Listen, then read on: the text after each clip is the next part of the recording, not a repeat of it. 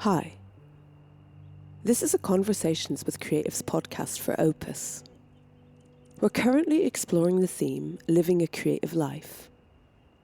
Last month, we caught up with 4 Emilie alumni to discuss their artistic experiences post-university. In this second episode, we're discovering what a creative lifestyle looks like for 4 career artists.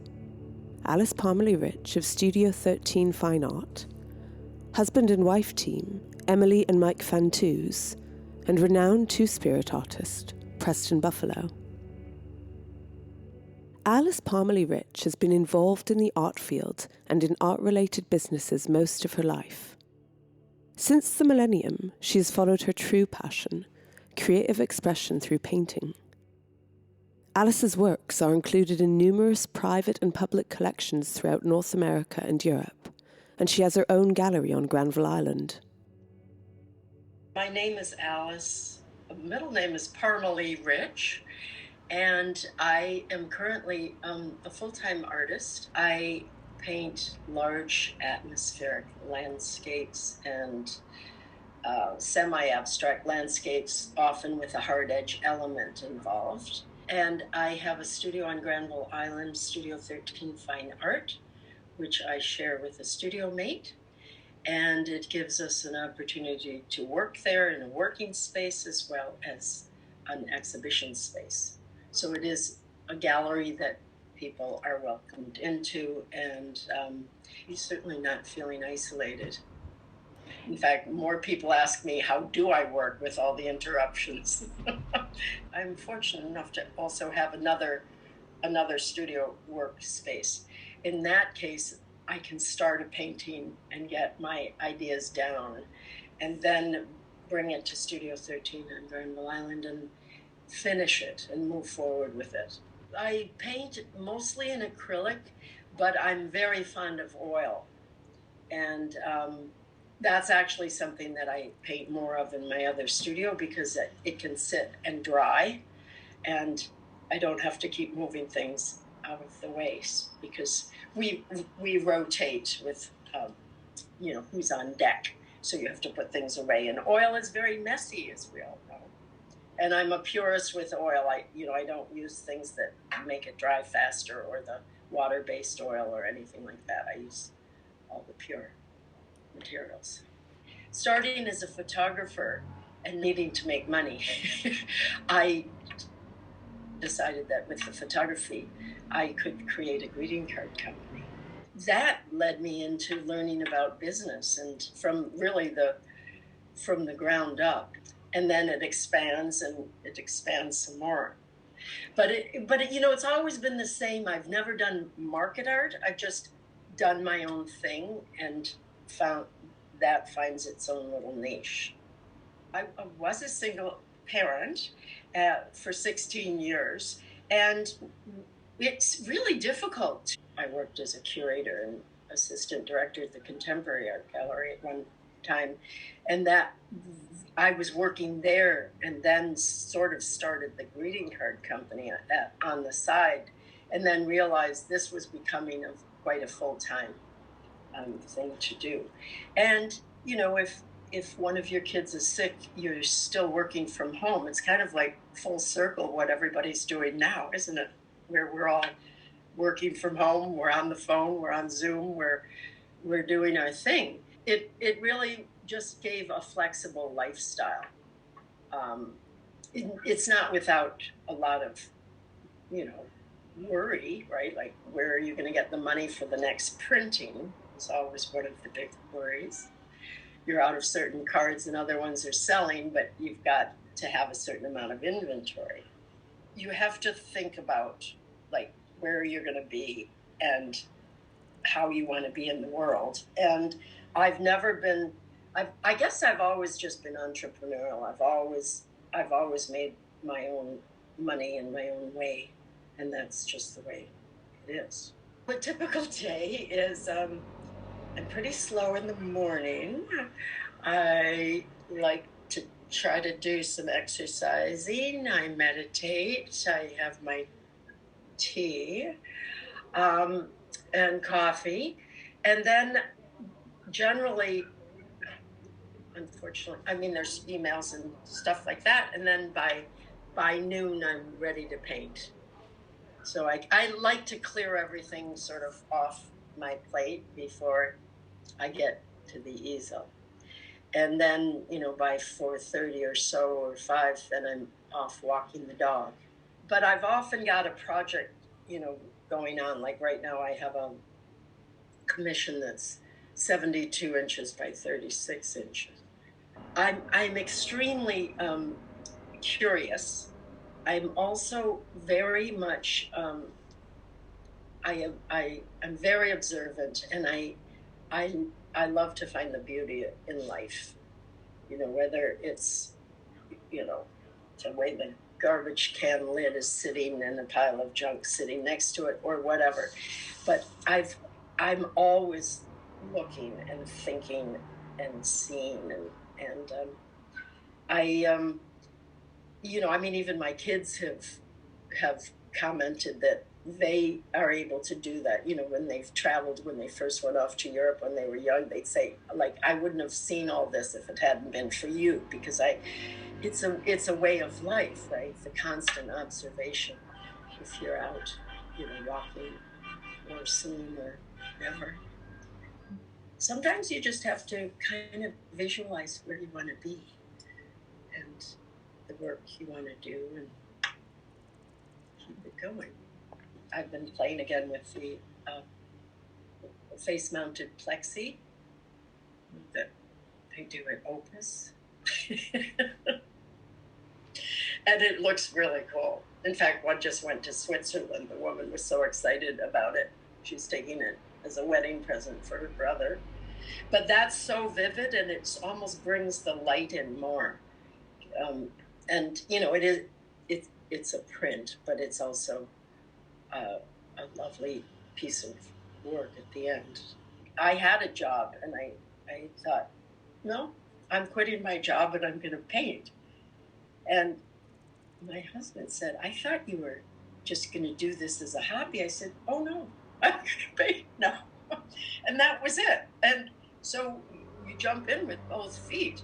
I mean, I don't recommend that for everybody, and it's nice if you can do something on the side.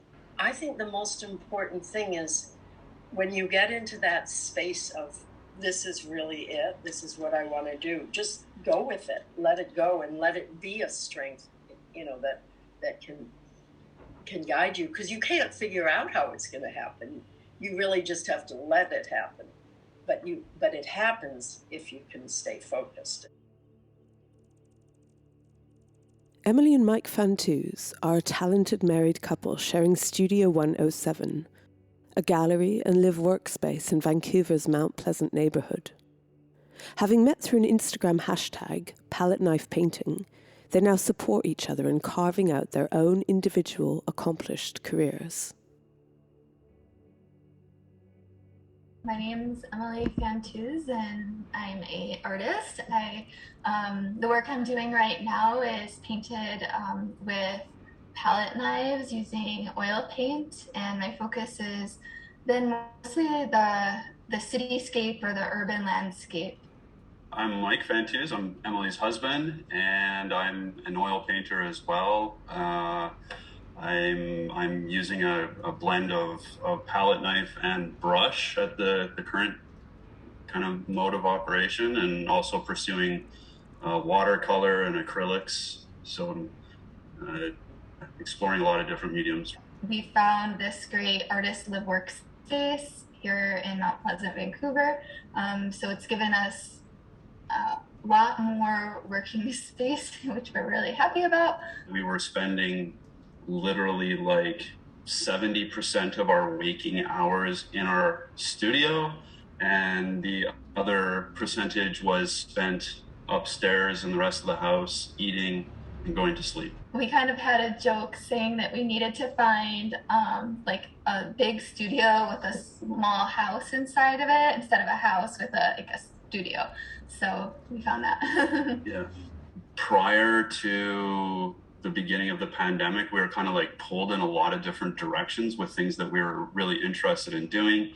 like, mountaineering and running and just, doing a whole bunch of different things, but never really settling totally into one area that was as fulfilling as what I've been finding the creative process, like living our life just completely engrossed with art making, has been the most fulfilling time period, I feel like, spiritually in my life.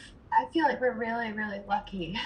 I think we do influence each other's work, definitely. And I feel like by sharing the same space and sharing this passion for painting, we've really helped each other's work to grow, and probably grow more quickly than it would independently. Mike and I each have some different areas of strengths within the painting process, which is great. So we can help each other in those areas. I have a tendency to be like naturally a bit of a procrastinator, and I can get distracted quite easily by things. And Emilie's got a very solid work ethic, and it inspires me to stop wasting time. For me, like defining creativity is a creative lifestyle is about exploring my curiosity and challenging myself to do things that I might not necessarily be totally comfortable with all the time. I would say that a creative life is something where it's just kind of embedded into your daily habits and your lifestyle. We've spoken about like how living a creative life is there's an element of like being critical thinking about your life and about your existence and about the world in general, and exploring these different ideas through reading and learning and meeting with other artists and other creative people who are also exploring different ideas. I think we're very fortunate that we're exploring that together. I feel like we're both very goal oriented and quite organized and hardworking to think about where we're trying to go. We're always talking about what's next. I think we've always been comfortable painting around each other, but I do feel like that's grown. But even remember at the beginning, it was kind of like we were shy about painting in front of each other. Yeah. It was funny. Yeah. Like it was definitely true. It was like there was like a little bit of like this is different. Like, oh, you're gonna watch my process, and I'm scared, and yeah. To share that was Yeah. So I think it's grown to a really good level of comfort, but it took different. It's kind of happened in some stages, and I think it went from we're in separate spaces to we're in the same space, but we're doing our own thing, to now where I feel like even though we're independently painting, we are much more collaborative, and we're communicating a lot more about what we're thinking and why we're doing it, and so making suggestions or whatnot. Yeah. I typically like to get up like quite early, like 5 in the morning, and paint for a few hours before really starting the day. But with our new space, it's a loft, and the lights are really, really bright, so that's been thrown off a bit. But we're gonna work on that. Because there's another part to that equation, which is like maybe this is the only challenge. I'm not like a 5 a.m. get up and paint kind of guy. I'm kind of like get up at the crack of 7 or maybe. I have a tendency to be more creative in the afternoon and evening, so that's fun.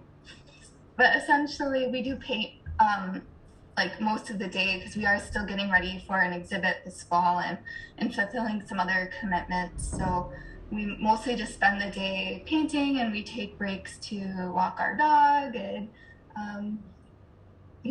being here too. I feel like we were always painting all the time, but I think we are painting later into the evening now that our studio is the main part of our home. So yeah, it's something that we're trying to establish right now, is that routine and that workflow, because we did have it previously quite well nailed down, and now we're trying to figure out what that that looks like, and it's a work in progress. Yeah. Preston Buffalo is a self-described urban queer Indigenous artist with a deeply defined practice. His iconoclastic output includes sculpture, printmaking, photography, soundscape, and digital media. Working from a 200-square-foot live workspace in Vancouver's Railtown neighbourhood, the line between his art making and his everyday life is blurry, if it even exists at all. My name is Preston Harrison Roger Buffalo, and my practice is multidisciplinary. A lot of it deals with in my Indigenous background and reconnecting with that. I'm pretty lucky that I don't have to work while I go to school, and I get to just like spend my days creating things and working on like projects. And yeah, it's a creative life because I don't feel like I have to actually do a lot of work for it. I try everything: painting, photography, sculpture, printmaking, 3D printing, cyanotyping. I kind of like create little, like, not little projects, but little things for me to do every day. And I usually got about 4 or 5 different projects on the go. My place is like, it's just art supplies. It's a 200-square-foot room, and it's like floor to ceiling stuff. I think it does force you to create. Like, I don't know what direction I would have taken if I had more space to it. I kind of will go through like the archives and rediscover things and kind of finish what I started like 6 months ago. I'm doing a lot of bookmaking actually. I'm doing lots of bioplastic. So I actually like made this like a drum, but out of isomalt sugar and like willow kind of to tie it all together. But having to do that kind of stuff in my little room here is a bit much too. It's like boiling gelatins and like doing all that stuff on my one burner induction thing. Like I'll switch from the bookmaking to the like bioplastics to something more digital, get back into like 3D printing. So like all within one day, I'll kind of like cycle between the three, and then I'll be like, oh, I'm gonna go to school and do some printing, and I'll like hop on my scooter and go down my car and use facilities there. But I also do photography developing in my place too. So if I can't use the darkroom at school, I've got like processes to do all the darkroom stuff here. Living like this can be hard too because pieces get damaged and like crushed and stuff. I move quite a bit too, so it's like things get not cared for properly and put into rolls, or I mean a lot of stuff is in bins on the top there. It should be really like properly stored. I mean, living in this small space too, it's like someone will come over and be like, oh, like looks like a crazy person lives here. I'm like, well, but I realize that I don't have to have it all here. Like I can go put it in storage. Like I've done it once before where I decided I was going to get rid of everything and like just live minimally, and I hated it. Like I kept like 3 outfits and like got rid of all the junk, and I felt like empty. Like there was like nothing. I felt like I had no like supplies to work from or anything. I mean, I do art every day, so it's kind of just like seeing what I have, what I need to work on. And I've had a couple of exhibitions lately, so that's pretty much taken up all of my time. So now that those are kind of like showing, I feel like a bit directionless, but I'll figure it out. It's difficult to say, like when people ask me, what do you do? Like I have a hard time saying, oh, I'm an artist, or like I don't know what point I will feel comfortable saying that. Like, I mean, I'm showing my work, I'm kind of living off of it. I don't know why I'm scared to say that I'm an artist. The neighborhood I'm in is pretty crazy in Vancouver, so I get a lot of my inspiration just from walking around. I live on like Alexander and Heatley. Like it's pretty sketch, but a lot of my photography work actually is around this neighborhood now. But I'm not like taking pictures of people on the streets, like, you know, that kind of thing. It's more about like the vibe of the neighborhood and trying to capture without sensationalizing it and being like, there's needles everywhere. It's like, no, there's more to it than that. It's like a movie set. It's surreal, some of the stuff you see on a daily basis here, and it's like you can get desensitized by it, and like I try not to get that. Many thanks to Alice, Emilie, Mike and Preston for sharing their experience and expertise. Be sure to tune in next month for the final episode in this series. We'll be exploring how creative lives can have positive effects on community and the wider world. Thanks for listening.